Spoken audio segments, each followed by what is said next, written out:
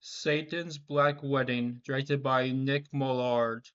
Now, this movie was made for only $30,000. You might think that I'm kind of mean making fun of a movie this cheap, but I am going to be pointing out stuff that doesn't require a big budget, like a good storytelling and good editing and good acting.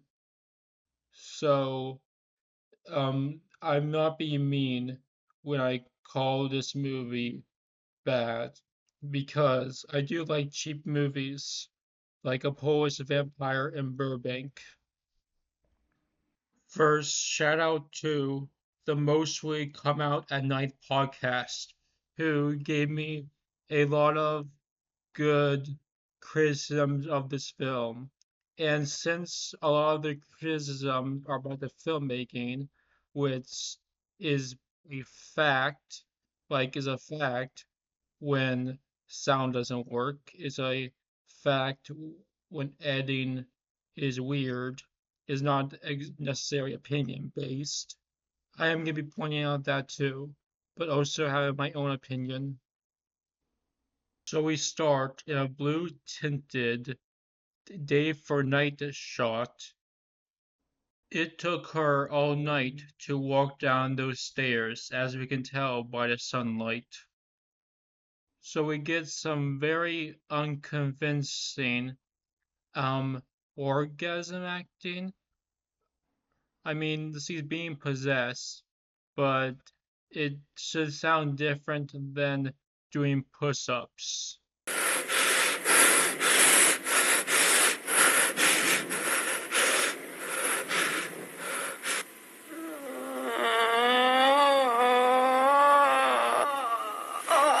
He does some of his breathing for the woman. I've never seen this before. I've never seen dub actors in the film. She kills herself with a credit card.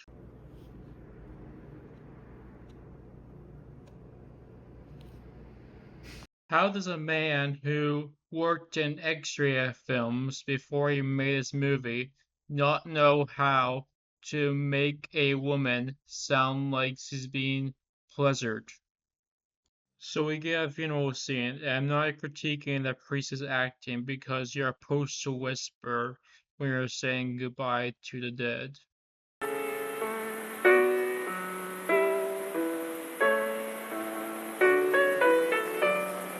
I hate the music in this scene. It sounds like elevator music. Oh wait, that joke was already made by the podcast. It sounds like a mouse on a piano. Like, I don't want something with the brain of a mouse playing music for this film. Mouses aren't as intelligent as Beethoven. We see a Buddhist god. All the house scenes were set in San Francisco, California.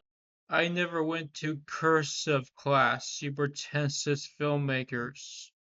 The priest said maybe she committed suicide to scare her boyfriend. Now that's a bit weird. Did she think that that would turn the boyfriend on? Is that why there was a man breathing in the scene? We see the fake plastic vampire teeth. Give them some credit. At least they didn't use the glow in the dark green teeth. Mark is actor. I guess his acting is technically good because he's supposed to be playing a failing actor. What did the word looping mean in the 1970s? Is it a term for wandering around on drugs? The Buddha did this. We get a conversation about all of the depressing stuff that has been going on, like people dying and children being brutally, you know. So, uh, this conversation, we're supposed to come to the conclusion that it wasn't suicide. But this makes no sense because they're talking about a bunch of depressing stuff going on, something that would make a person commit suicide. So how does this help us come to the conclusion that she didn't kill herself? So he goes to somebody's house. This is supposed to be a hospital. At first, I was confused because I thought he was going back to his mom's house. I didn't understand why this woman had to introduce himself herself to him because they would be brother and sister as if it was his house. But no, it's a hospital. The only way I know it's a hospital is from dialogue. This is terrible. You couldn't get a hospital to film in. Not even the woman's clothing looks like doctor outfit. So we hear dialogue about stuff we already knew, about how our books were about children being sacrificed to Satan. This movie constantly resets information to us with different characters, like it thinks we're a bunch of idiots. Why would she write in this format? She doesn't know how to use the space of the page. The Sisters in High States writes Demetic God then each.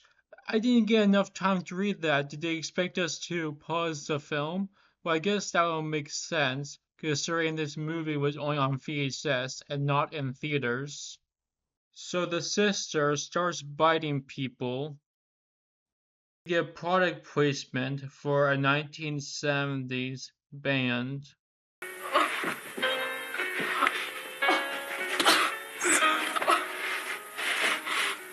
If we don't hear music from the record, then why is showing us the record? So she sees a priest, and apparently the Buddha made her scared. And we get another scene of him reading her book. And we already know this information. She doesn't know how to use the space on the page. This movie was shot in Monterey, California. This small town is about 2 miles outside of LA.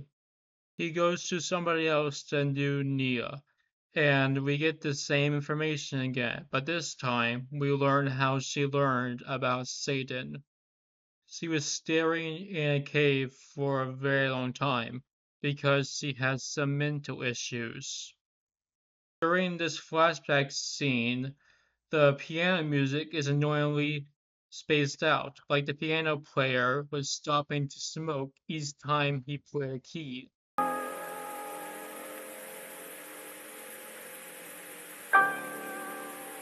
And the reason why I say she has mental issues is because she didn't write the book. She just said the words for her so she could write the book. So she is the one to blame. She doesn't know how to use the space on a page.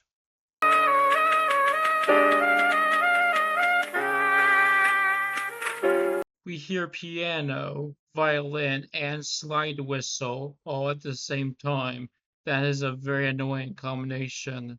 Goes to a cave and we hear a high pitch in tune piano and a low pitch out of tune piano in the same sequence of music and is incredibly obvious and annoying.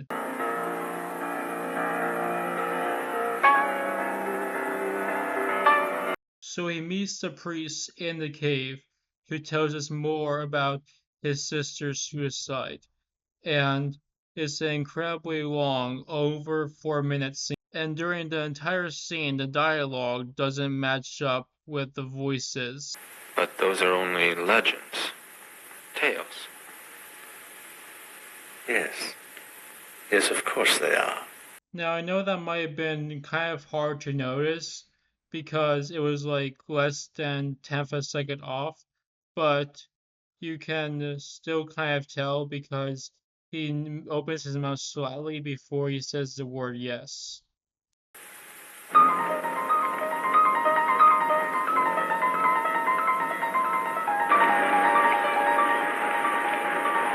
When they use the in-tune piano, they just play the sound of the piano, but when they use the out-of-tune piano, they cover up with bird noises. Very clever.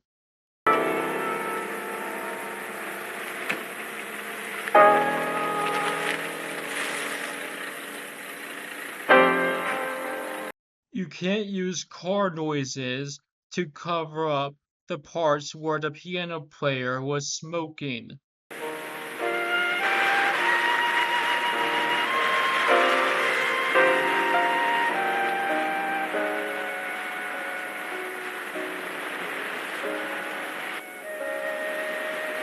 You know that I'm still in love with you.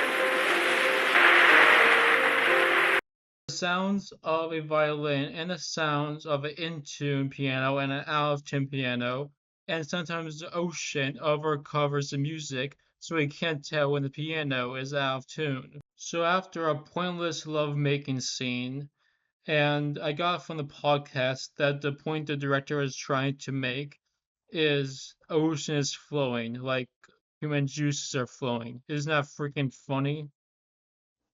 The paintings are the most impressive part of this film, so the painting grows veins. Wow, this cheap Indian movie is so freaking artsy.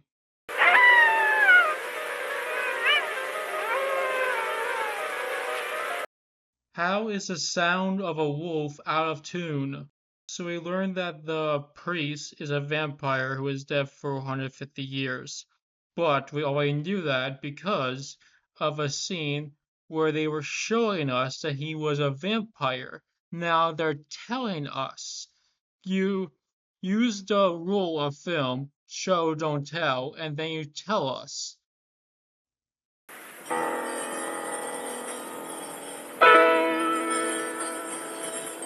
They use the sounds of the wind chime hanging from the house when the piano player is smoking. The vampires move like zombies, so this movie can make it to 1 hour. He tells him to go to the bookstore, and she says that she's safer during the day. But in this movie, the vampires can survive during the day. Now, I don't really mind that because that happens in good movies like Blood for Dracula, but this movie is shit. So I don't even know why I'm pointing that out. We hear the sounds of a fire alarm for over 3 minutes.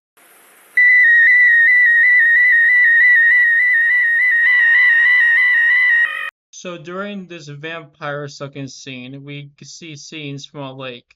Get it? The blood is flowing out of her. This movie is so freaking clever and artsy. She's not a virgin.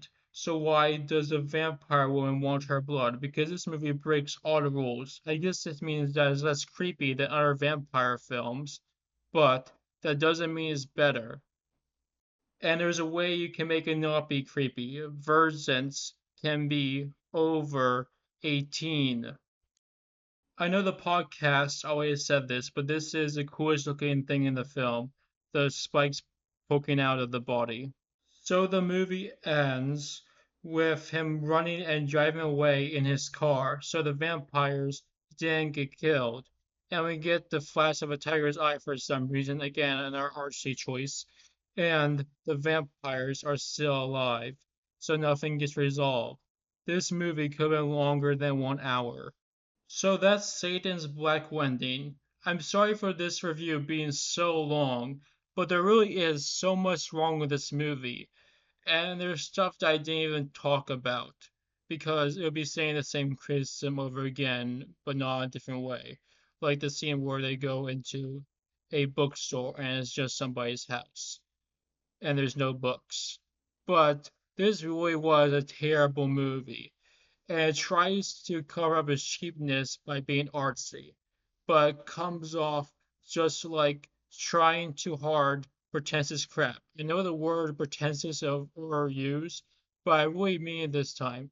This movie really is pretentious because it constantly breaks the rules of vampires, which I know is done in good movies, but in this movie, I think is done out of laziness, so they could get the shooting done faster and not have to shoot a lot of the movie at nighttime. This is really a terrible movie, and it's probably the most flawed movie that I'll ever review. I'm probably going to review more of this guy's work, and maybe it might be more flawed, but I highly doubt it. I do not recommend this movie. unless you want to see a very flawed movie. And also, please listen to Only in the Dark podcast. It was a very good episode of the podcast. Bye.